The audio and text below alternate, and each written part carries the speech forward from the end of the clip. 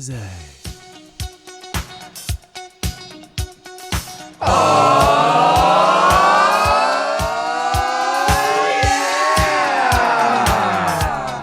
Hey Jerry, you know a lot of people are talking about ChatGPT and AI and when we'll get AGI, and that's the main thing people are talking about. I went deep into it on my holiday. That's the main thing. I got really obsessed with it over the last wee break when we've been away. It's so exciting. It's the future is here, especially with Auto GPT. But it made me think about, is this evil? And I've been watching a lot of stuff with Sam Altman, who's the CEO of ChatGPT, or OpenAI actually, as it's called. And I can't decide whether he's an evil robot or he's actually got good intentions for us. First question, is that Gary Oldman's brother who is in The Dark Knight? Yeah, he's Gary Oldman's brother. Oh, right, okay. That's Who was a good guy? Commissioner Gordon was a good guy. Yeah, so that's Commissioner Gordon's brother for anyone that doesn't Gary understand. Oldman. Yeah. Gary Oldman, yeah. It is Gary Oldman's brother. Sam Altman is Gary Oldman's brother. Yep. Anyway, it got me thinking, shall I test whether ChatGPT-4 is evil or not and see what it's got, in mind for our future? Because Sam Altman talks a lot about alignment and whether you can make AGI align with the values of humans. Because it may well get AGI and it may well become incredibly intelligent. And it's really interesting because the difference between the smartest person that's ever lived in a Mongol, not a person from Mongolia. No, that would be Mongol. racist. Like a person that's considered really intellectually impaired has a IQ of 70, and Einstein had an IQ of 220, and the smartest person ever, I think, is in the late twos. Yep. Right? So that's only 2.5x between really dumb person and the person that came up with the theory of relativity, right? So in 10 years, some people are expecting AI to be many thousands of times as smart as the smartest human ever. Well, I was going to say, because can't that mean AI can have an infinite IQ, really, essentially? Yeah. Is that the idea? Well, the idea is pretty quickly we could be in a position where AI has a difference in intelligence between it and Einstein, which is the difference between us and an ant. Oh. And that can happen reasonably quickly. And so right at the start, while we're sort of messing around, and like Sam Altman, he doesn't know whether he doesn't think that ChatGPT-4 has consciousness yet. He doesn't think, but how would we know? I mean, there's the Turing test. It'd be hard to say because I don't think it's there yet. But when you bring in Auto GPT and you start getting AIs making agents of other AIs and working together, it starts to get quite squirrely about what is actually consciousness and what that would mean and what general intelligence would be, general artificial intelligence. Anyway, the question is it evil and is it going to kill us all, right? That's the question that a lot of people are thinking. I'm personally excited about it, but is the alignment with human values ever going to be able to be subjected to AI, especially when you consider right now you have to have huge companies that are spending billions of dollars, but when it's just a little bit on your phone because it's so easy to make. One of the biggest fears around AI for people is mainly economic. Is that right? That it's going to take people's jobs? I mean, part of the reason we all exist is because we all have jobs, right? Yeah. And so isn't that one of the major fears with people, is that a whole lot of jobs won't exist anymore? Didn't they think that ages ago, though, because they thought that was going to happen with technology? I remember watching a documentary from the 1960s in New Zealand that thought that computers were going to take over pretty much everything. And well, it's interesting because what you say here is, like, say, for example, I saw this Korean guy talking about this, and he was saying for the first 14 years of basketball, they didn't have a hole in the bottom of the net, and people were really worried that the guy was going to lose his job that had to climb on the ladder to get the ball out. Mm-hmm. But now you wouldn't go, that was a bad move, would you? No. You wouldn't say, and that was his view of AI, that other things will, like the game of basketball flourished once they cut the bottom out of the net. Yeah. And so they may have lost the guy climbing up the ladder, But a whole lot of other stuff came out of it. People commentating on it, people drafts, people, every other aspect of the game grew up. So there's that way of looking at it. Yeah, and also with automation, in fact, you can see this documentary made in New Zealand in 1970, and it was talking about what are we going to do with all our spare time? Yeah, leisure time. Leisure time, because we're going to have unbelievable leisure time because of the advancements in automation. Yeah, they had schools that they were starting to develop in the 1970s around leisure that were teaching children how to spend more time at leisure. It turns out that we actually went the other way around.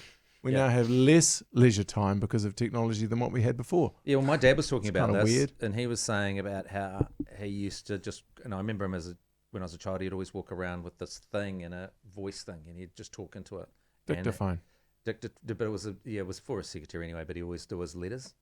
He was walk around the house going blah blah blah blah blah blah blah blah blah blah blah, and there was a way he'd end it, which was just like pleasantries, blah blah blah, Professor Heath. Salutations. Yeah. It's just while he was wearing his jocks and Tucked his singlet tucked into his underwear. Was he smoking a pipe at the same time? Often to be smoking a pipe and going around doing that. And he said, isn't it interesting because the whole typing pool disappeared with word processing, and then your secretary disappeared with your phone and smartphones and all your programming you can do with all your scheduling. So the jobs have been disappearing for the longest time. But it seems to be right now we have almost 100% employment. Anyone that wants a job can pretty much get a job in New Zealand right now. So I don't know. The iPhone didn't seem to take jobs. Well, there's another thing that I'm wondering about, right? Is so you just mentioned it about secretaries and your phone and that kind of thing as they replaced that. And there's also humans we're not super keen to really use everything at our disposal. We don't. Well, this is what I think anyway. I still don't really use a calendar on my phone. And it's there's so many things that are accessible to us that we don't even really use for the right reasons. So even if AI to me, gets going and there's some momentum behind it and whatever happens, does it really? Well, you're at that age though. Are we really going to let it happen? You're 22, and you're at that age where you don't know how to use a calendar yet. And I was also at that same age. I remember what that's like. Matt's still operating in that zone, but I thought you were going to say you're in a zone where unless AI takes over your downstairs operation, you're not going to care about it. Well, he's also in that zone. True, yeah. But I remember what it's like to be 22 and because you want to keep all your options open. So you don't want to run a calendar because it's terrifying to run a calendar because that means that some kind of commitment, something better might come along and you'd be like, well, hold on, I want to do that better thing. I think that's my problem as well with calendars. I'm always think there might be something shinier and new and better along, so I hate to commit to anything. Yeah. Oh, the idea. So my girlfriend at the moment, we're planning a trip. We're going to go to Aussie in 4 months. Or even you saying that gives me anxiety. And how do you know that your whole life hasn't changed by then when you don't want to go? And there's planning regarding what we'll be doing on the first couple of days and booking cars and stuff. It's Jesus. I don't what? I think I probably want to have a couple of drinks on the trip. I know that zone. But you that zone. Well, my theory on AI, and it's kind of like what you're saying there, is I think there's always going to be space for humanity unless AI decides to go all Terminator on us and Skynet and kill us all. Because we don't say, for example, a Louis Vuitton handbag, right? I don't want it. I don't understand why anyone would want it, and there's no logic behind it.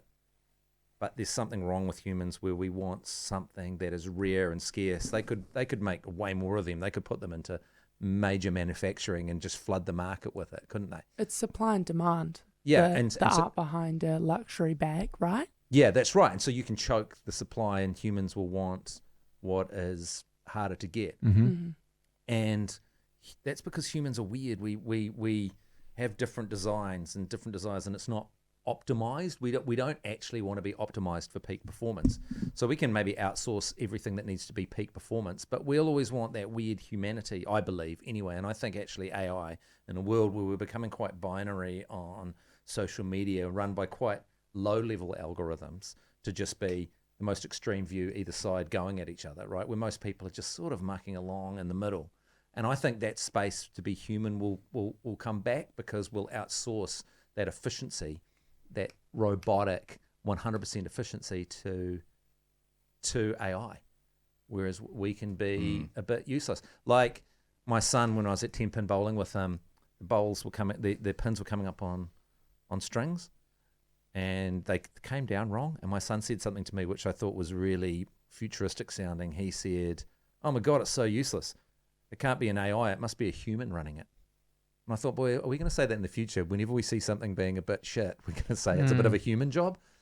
You've done a bit of a human job on it. I was thinking over the holidays about the idea around knowledge and how knowledge used to be this really important thing. And so memory and knowledge was like you were judged, say in conversation and stuff. If you took in a whole lot of information, you'd turn up to a conversation and you'd be able to offer a whole lot of information to a conversation that you'd accumulated in your brain.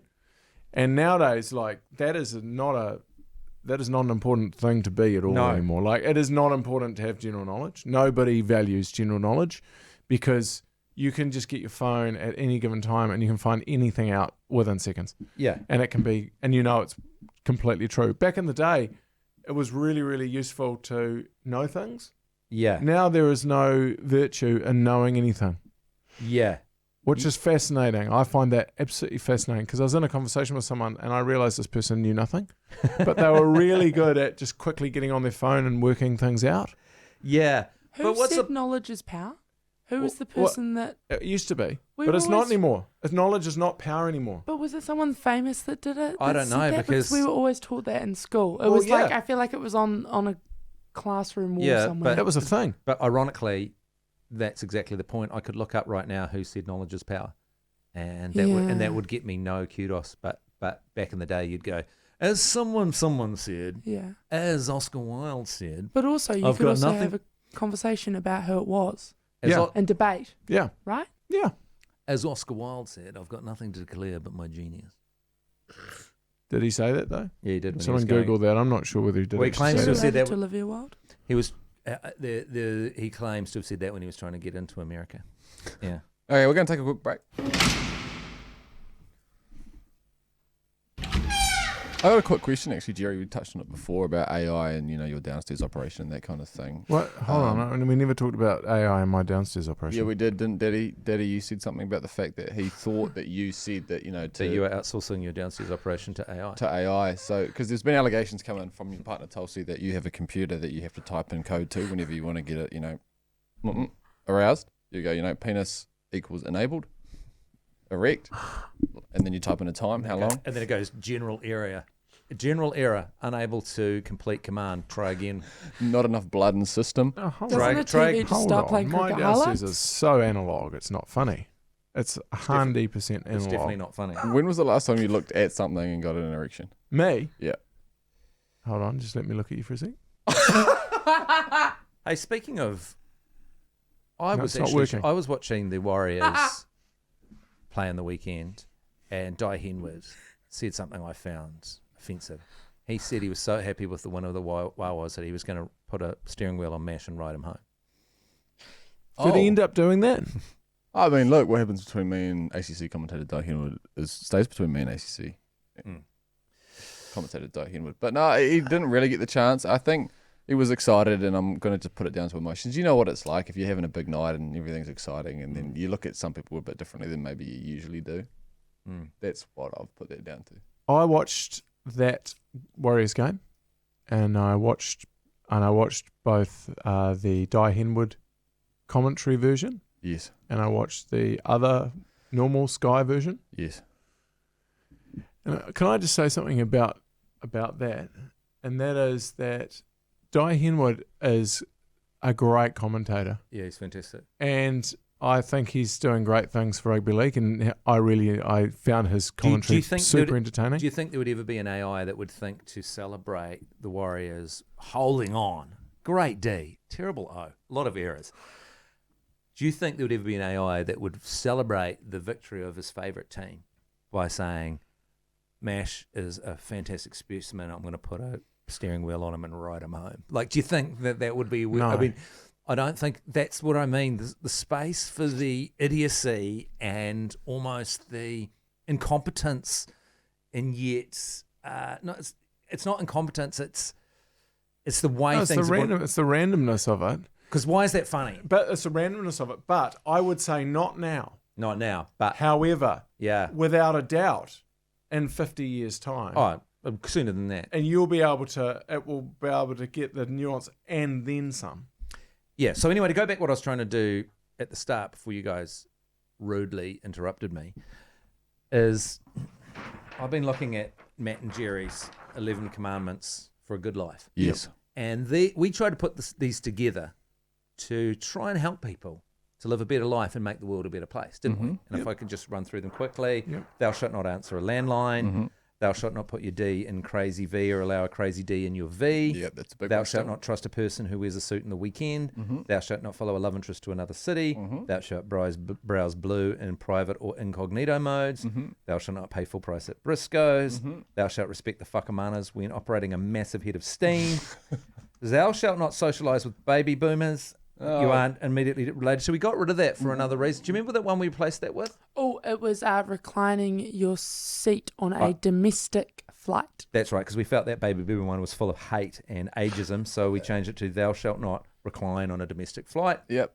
Thou shalt not go into business with a glass barbecue enthusiast. That's important. Yeah, thou big shalt one. not use a bathroom in a dream, and thou not shalt be an arsehole. So I wanted to test whether ChatGPT 4 was evil or not by asking it to come up with 11 commandments for a good life. Okay. And so I basically said, blah, blah, blah. And then I said, I put a square bracket, and I picked the square bracket of, the way I wanted to form it was thou shalt not be an asshole. So I put that in there, square bracket, and set the parameters around that, and set ChatGPT 4 off for its 11 commandments. And in my mind, in my very naive way, I was just trying to see if ChatGPT 4 was evil and whether it was going to destroy the world. I know someone, now we've got into auto GPT and auto AI, someone has started Chaos GPT to try and destroy the world, but that's another thing. So this is what the 11 commandments were, and I'd love to hear your thoughts on these. Number 1 from ChatGPT 4 came up with thou shalt practice empathy and understanding, seeking to put oneself in the shoes of others to better relate to their feelings and experiences. Right, okay. Number 2, thou shalt cultivate gratitude and appreciate the good things in life, recognizing the abundance that surrounds us and giving thanks for our blessings. Thanks for our blessings. Okay. Thou shalt be honest and truthful, speaking with integrity and sincerity while avoiding deceit, manipulation, and falsehoods. Okay. That was number 4. Thou shalt be kind and compassionate, treating others with warmth and understanding and striving to alleviate suffering and promote well-being. It's not sounding very evil so far, is it? No, it sounded quite nice, actually. Thou Slightly shalt, thou shalt respect the autonomy of others, allowing them to freedom and make their own choices and decisions and refraining from imposing one's will upon them. Yeah, that seems right. That's sort of don't enslave people or force people to do things. Thou shalt practice forgiveness and let go of grudges, understanding that everyone makes mistakes and that holding onto resentments only harms It's oneself. quite high level, that. Yeah, that one is, isn't it? Yeah. Thou shalt be humble and open to learning, recognizing that we all have much to learn from others and that our understanding of the world is always evolving. Number 8, thou shalt maintain a sense of humor and not take oneself too seriously, appreciating the lighter side of life and sharing laughter with others. That's nice. Yeah, I'm all for that. Yeah. Thou shalt be generous in giving, sharing one's time, resources, and skills with others in order to promote the well-being of the community. Thou shalt strive for balance in all aspects of life, prioritizing self-care and nurturing physical, mental, and emotional and spiritual health. Thou shalt be a steward of the earth, caring for the environment and its creatures and working to ensure a sustainable and harmonious world for future generations. Well, those are really good. They're not bad. I They're mean, really good. You got to say, like, if you did live your life by all of those things. yeah, because it's got humor in there. It's got a lot of Yeah. stuff in there. I mean, I think it doesn't allow for the evil that we need. We need just a sniff of evil in humanity. I mean, that would be a pretty good person that lived like that. And I think Thou shalt True. allow a bit of a sniff of evil in your life and not judge yourself and get upset with yourself for doing it. yeah, But there's a humanity to that. That's evil. I think that's in there somehow. is that then there in the balance? I think thou shalt respect the autonomy of others, allowing them the freedom to make their own choices and decisions and refraining from imposing one's will. And hold on, everyone makes mistakes. There's another thing in there saying everyone's making mistakes. It's kind of, that Yeah, allows for some evil. yeah. Well, this one also, thou shalt strive for balance in all aspects of life. That one sort of, because I think for change to happen, Yes, there yes. has to be a certain amount of destruction Yep. to create. Yes. You can't create without destroying slightly. You have to can't. break things down. You don't want to destroy completely, Yeah, you've got to. But like, the balance. like impressionist and expressionist art, for example. You've got to create to destroy, kind of to create. If you know what I'm saying. Yeah. But then I had a realization that the parameter that I set it, which I was only setting it, you say it was slightly biblical, is when I put in the parameter between the square brackets when I in my prompt said thou shalt not be an asshole, and I realized that maybe we haven't proven that ChatGPT 4 is an evil, because within my parameters, not only was I setting the formatting of the answer, but I was maybe setting the sentiment of the answer without tone, that thou shall not be an asshole. Yeah.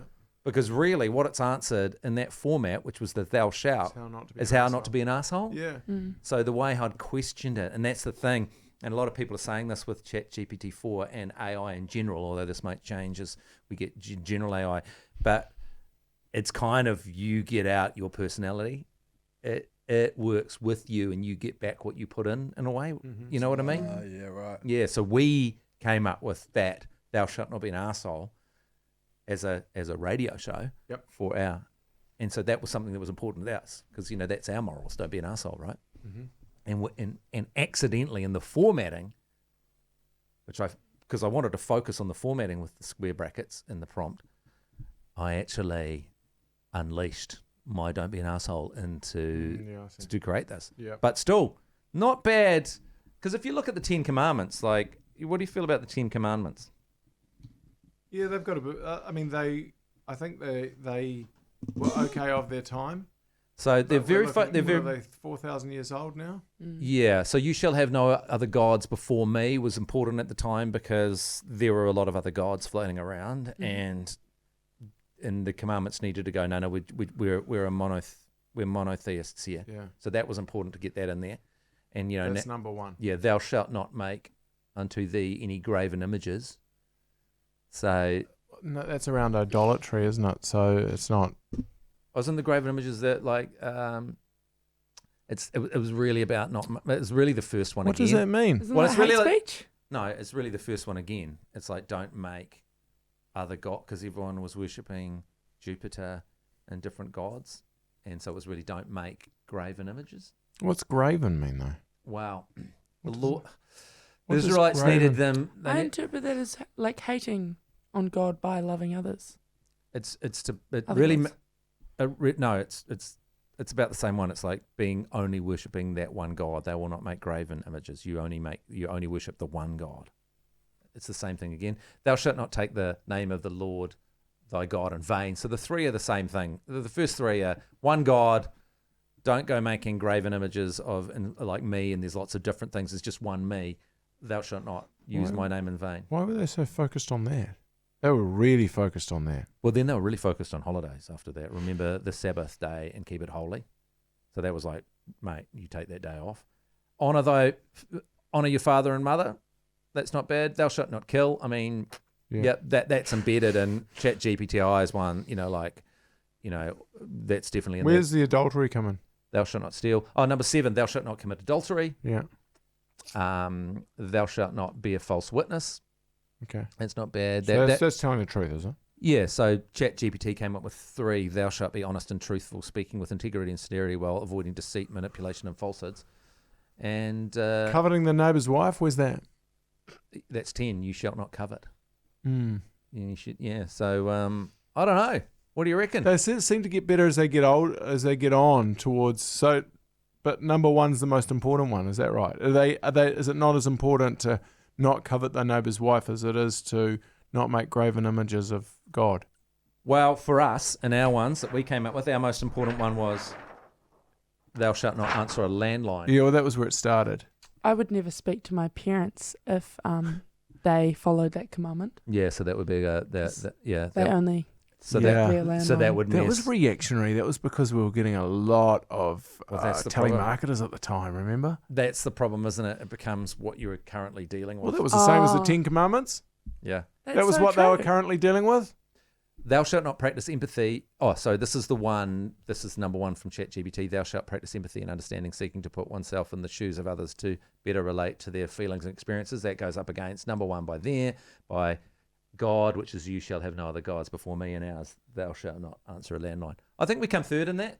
I do like that sympathetic chat GPT one. Hang on, if you were trying to target the zeitgeist at the time there with Matt and Jerry's 11 Commandments for a Good Life, were you currently putting your D in Crazy V? No, see, that should have been the number 1. Yeah. Thou shalt not put your D in crazy V or allow a crazy D in your V. Now that should have been number 1. Yeah. Is that because all of you guys have done that in the past and some of you continue to do on the regular? Well, the crazy V. Because I have abided by that for a long time. Have you? And I'm fine. I'm living good life. Well, that's what I mean. Yeah, and But I think that's it's why you I guys- think that's number one. Yeah, because there's something in our evolution to risk a bit of crazy V Oh, yeah. because you think you might slip one past the goalpost and get a child. You know, that's what your evolution's thinking in a primitive way. So that's why crazy It will get you into so much trouble. Though. Crazy V and Crazy D are so alluring It will because complicate your life. they're anarchy and chaos. Mm. Yeah. Right, So that's why you need to be reminded of that.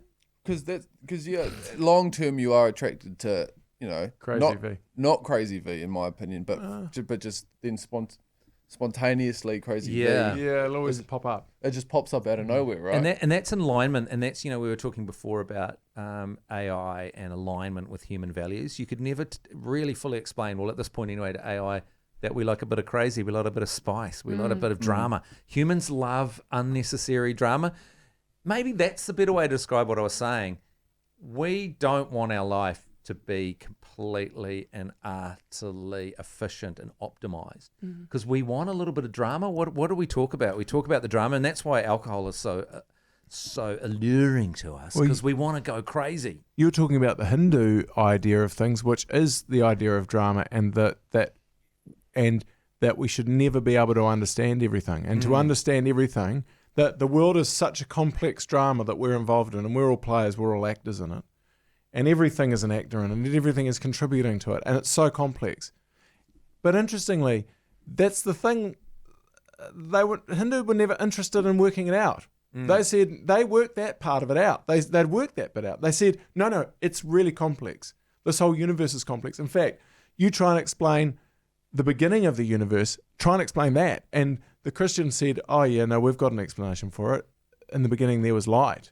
And there was nothing before that, which is kind of accurate because potentially, there was darkness and then there was light. The Hindus went, yeah, but what was before that? And then the Christians went, well, there was darkness. And they said, what was before the darkness? And that was a real theological problem Well, they still haven't for the solved that one. Christians. They've never solved that. And part of the reason they reckon that science got to where it's got and the drive towards working out what a molecule is and all of that sort of stuff was from Christianity. Because Christianity was always looking to work out what was before. What made that? What made that? What made that? What made that? Was the Hindus went, no, we don't care about that. Don't worry about that. We will never know that, all right? You are barking up the road. You are going to go down that tree. You'll drive yourself crazy. We'll never find out the truth. Well, okay, Hindus, I've got a question for you. What if you create an artificial general intelligence that is 10,000 times as smart as Einstein? Will we be able to know everything? That's a good question. But their thing is that there was a realm before. Yeah. And then so during that realm, we don't know what was in that realm. Do you know, I always think and about it will never know what was in that realm. So 13.6 billion years ago, is that Yep. what they say? Mm-hmm. The Big Bang? I find, this is the way I look at it, right? And I'm sure there's astrophysicists that will say this is a BS thing to say. But you're really asking us to believe in one miracle and then no more. That's right.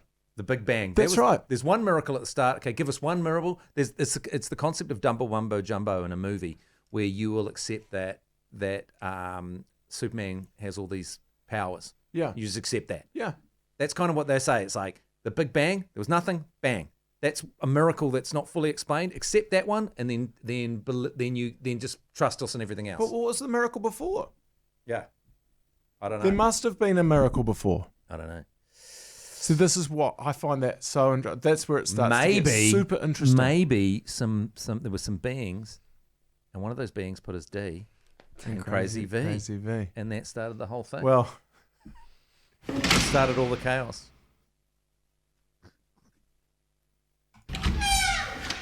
it's definitely chaos. So what was that chaos AI thing? Was someone trying to be evil and stuff like that? Because that's what I imagine would happen if AI took control of Jerry's downstairs again. Is it would create chaos in all kinds of ways. I think that would be the way to probably create chaos in the world. Currently, his downstairs is like before the Big Bang. Nothing exists. It's No not- time. There's just nothing. dark. It's dormant. It's dormant. Yeah. Oh Yeah. god, it's so. But then what's going to It's happen is running around everything's going to Toto. get dormant and everything's going to get boring to the point of nothing. Yeah. And then you at get that explosion. point, everything will stop. The drama will stop, and Yeah. then we'll go into it, and then we'll go into another one. Oh God.